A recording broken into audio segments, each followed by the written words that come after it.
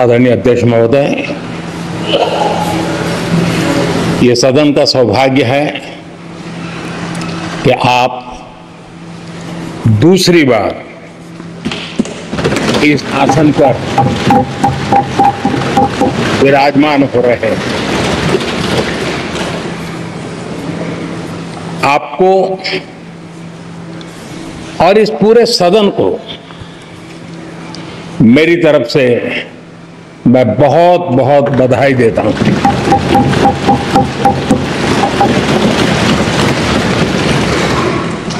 आदरणीय अध्यक्ष जी,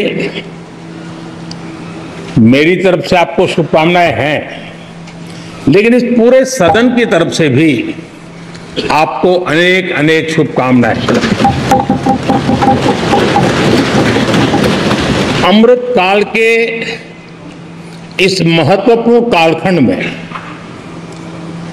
दूसरी बार इस पद पर विराजमान होना बहुत बड़ा दायित्व आपको मिला है और आपका 5 वर्ष का अनुभव और आपके साथ हम लोगों का 5 साल का अनुभव, हम सबका विश्वास है कि आप आने वाले 5 साल हम सबका मार्गदर्शन भी करेंगे और देश की आशा अपेक्षाएं पूर्ण करने के लिए ये सदन अपना दायित्व निभाने में आपकी बहुत बड़ी भूमिका रहेगी।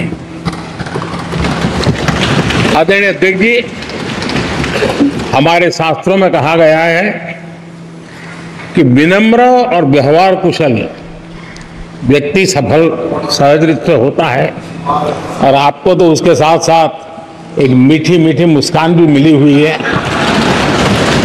आपके चेहरे को ये मीठी मीठी मुस्कान पूरे सदन को भी प्रसन्न रखती है।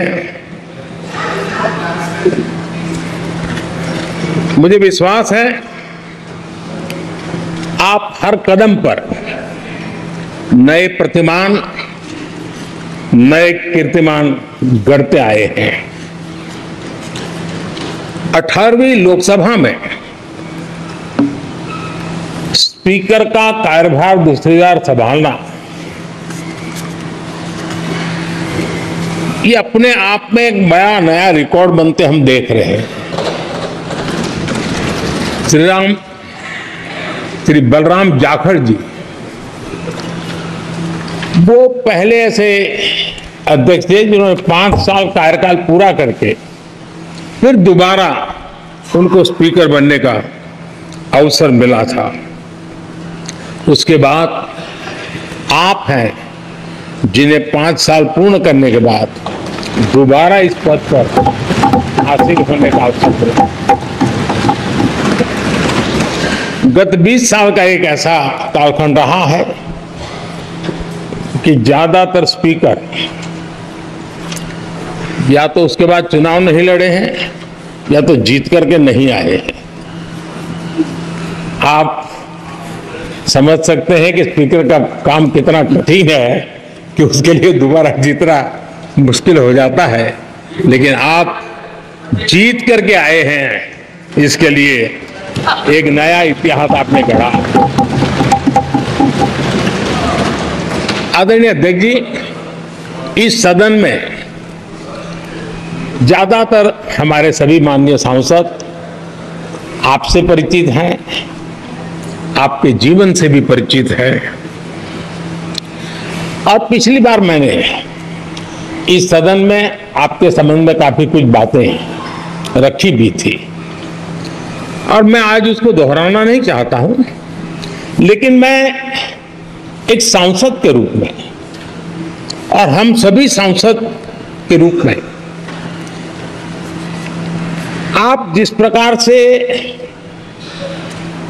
एक सांसद के नाते काम करते हैं ये भी जानने योग्य है और बहुत कुछ सीखने योग्य है।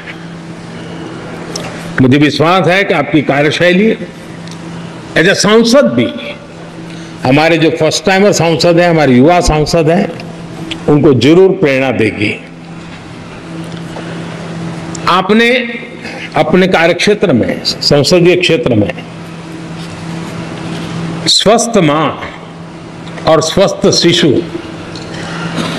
एक कमिटमेंट के साथ जो अभियान चलाया है और सुपोषित मां, इस अभियान को आपने जिस प्रकार से अपने क्षेत्र में प्राथमिकता देकर के खुद को इन्वॉल्व करके किया है, वो वाकई प्रेरक है। आपने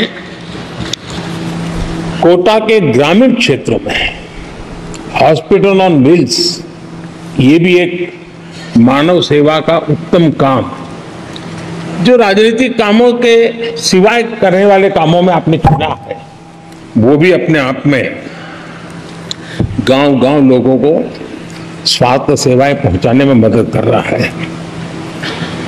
आप नियमित रूप से गरीबों को कपड़े, कंबल, मौसम के अनुसार छाता की जरूरत है छाता, जूते, ऐसी अनेक सुविधाएं समाज के आखिरी तबके के जो लोग हैं उनको खोज करके पहुंचाते हैं। खेलों में प्रोत्साहन देना आपके क्षेत्र के युवकों में, यह आपने एक प्राथमिकता के रूप से काम उठाया है। आपके पिछले कार्यकाल में 17वीं लोकसभा में मैं कहता हूं कि संसदीय इतिहास का वो स्वर्णिम कालखंड रहा है। आपकी अध्यक्षता में संसद में जो ऐतिहासिक निर्णय हुए, आपकी अध्यक्षता में सदन के माध्यम से जो सुधार हुए हैं, ये अपने आप में एक सदन की भी और आपकी भी विरासत है। और भविष्य में 70वीं लोकसभा के संबंध में जब विश्लेषण होंगे, उसके विषय में लिखा जाएगा, तो भारत के भविष्य को नई दिशा देने में आपकी अध्यक्षता वाली 70वीं लोकसभा की बहुत बड़ी भूमिका रही है। आदरणीय अध्यक्ष जी, 17वीं लोकसभा में नारी शक्ति मंदन अधिनियम 2023, जम्मू कश्मीर पुनर्गठन विधेयक, भारतीय न्याय संहिता, भारतीय साक्ष्य बिल, भारतीय नागरिक सुरक्षा संहिता, सामाजिक सुरक्षा संहिता, digital personal data protection bill, मुस्लिम महिला विवाह अधिकार संरक्षण विधेयक, transgender persons protection of rights bill, consumer protection bill, direct tax विवाद से विश्वास विधेयक, सामाजिक, आर्थिक और राष्ट्रीय महत्व के ऐसे कितने ही महत्वपूर्ण ऐतिहासिक कानून 17वीं लोकसभा में आपकी अध्यक्षता के अंदर इस सदन ने पारित किए हैं और देश के लिए एक मजबूत नींव बनाई है। जो कार्य आजादी के 70 साल में नहीं हुए, आपकी अध्यक्षता में इस सदन ने इसको करके दिखाया। आदरणीय अध्यक्ष जी, लोकतंत्र की लंबी यात्रा में कई पड़ाव आते हैं। कुछ अवसर ऐसे होते हैं जब हमें कीर्तिमान स्थापित करने का सौभाग्य मिलता है। 17वीं लोकसभा में उपलब्धियां, मुझे पूरा विश्वास है देश आज भी और भविष्य में उसका गौरव करेगा। आज देश अपनी आकांक्षाओं की पूर्ति के लिए भारत को आधुनिक बनाने की दिशा में जब हर तरह से प्रयास हो रहे हैं, मैं मानता हूं कि ये नया संसद भवन भी अमृतकाल के भविष्य को लिखने का काम करेगा। और वो भी आपकी अध्यक्षता। नए संसद भवन में हम सबका प्रवेश आपकी ही अध्यक्षता में हुआ और आपने संसदीय कार्यप्रणाली को प्रभावी और जिम्मेदार बनाने का कई महत्वपूर्ण फैसले लिए हैं और इसलिए लोकतंत्र को मजबूती देने में मदद मिली है।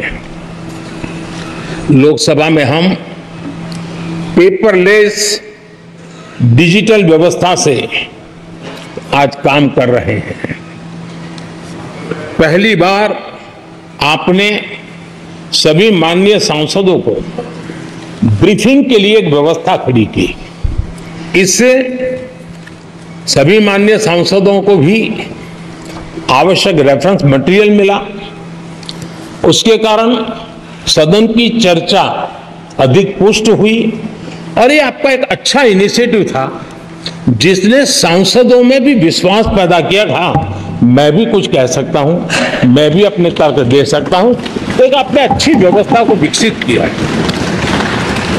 आदरणीय अध्यक्ष जी, G20 भारत की सफलता के एक महत्वपूर्ण पृष्ठ है, लेकिन बहुत कम चर्चा हुई है, वो है P20 और आपके नेतृत्व में G20 देशों के जो पीठासीन अधिकारी हैं, स्पीकर्स हैं, उनका सम्मेलन आपकी अध्यक्षता में हुआ और अब तक P20 के जितने सम्मेलन हुए उसमें ये ऐसा अवसर था कि दुनिया के सर्वाधिक देश आपके निमंत्रण पर भारत आए और बहुत ही उत्तम प्रकार के निर्णय उस समिट में हुए और उसने विश्व में भारत की लोकतंत्र की जो प्रतिष्ठा है उसको गौरव देने में बहुत बड़ा रोल अदा किया है।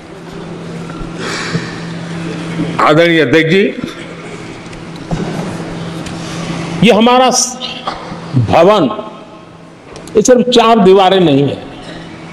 हमारा ये संसद 140 करोड़ देशवासियों की आशा का केंद्र है।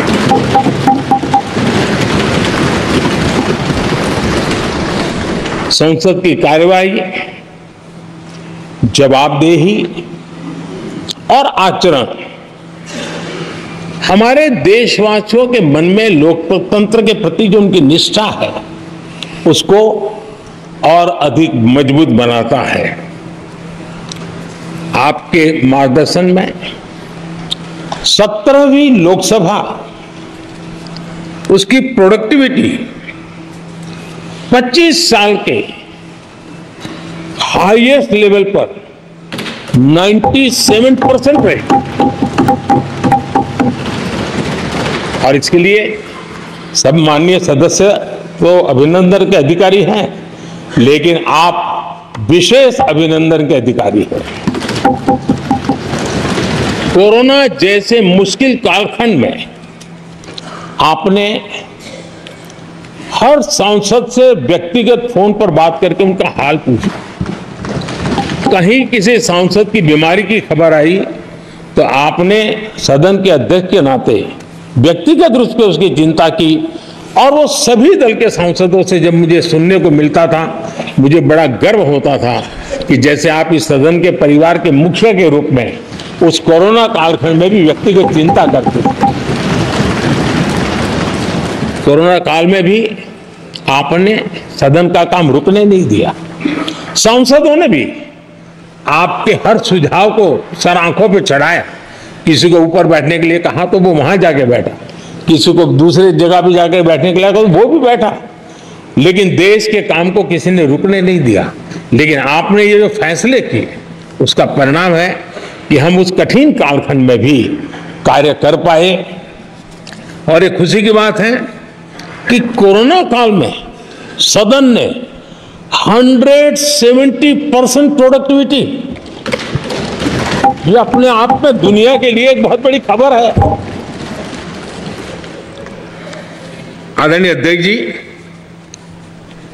हम सब चाहते हैं कि सदन में आचरण, सदन के नियमों का पालन हम सब करें। और आपने बड़े सटीक तरीके से, संतुलित तरीके और कभी कभी कठोरता के साथ भी फैसले लिए हैं। मैं जानता हूं कि ऐसे निर्णय आपको पीड़ा भी देते हैं, लेकिन सदन की गरिमा और व्यक्तिगत पीड़ा के में आपने सदन की गरिमा को पसंद किया और सदन की परंपरा को बनाने का प्रयास किया। ये साहसपूर्ण काम के लिए भी आदरणीय अध्यक्ष जी, आप अभिनंदन के अधिकारी हैं। मुझे विश्वास है आदरणीय अध्यक्ष जी, आप तो सफल होने ही वाले हैं, लेकिन आपकी अध्यक्षता में यह 18वीं लोकसभा भी बहुत सफलतापूर्वक देश के नागरिकों के सपनों को पूर्ण करेगी। मैं फिर एक बार आपको इस महत्वपूर्ण दायित्व के लिए और देश को विकास की नई ऊंचाइयों पर ले जाने वाले इस सदन की अध्यक्षता के लिए हृदय से बहुत बहुत शुभकामनाएं देता हूं, बहुत बहुत बधाई देता हूं। दरबार हॉल में आगमन हो रहा है माननीय प्रधानमंत्री श्री नरेंद्र मोदी का। उपस्थित अतिथिगणों का अभिवादन, केंद्रीय मंत्रिमंडल के सदस्य,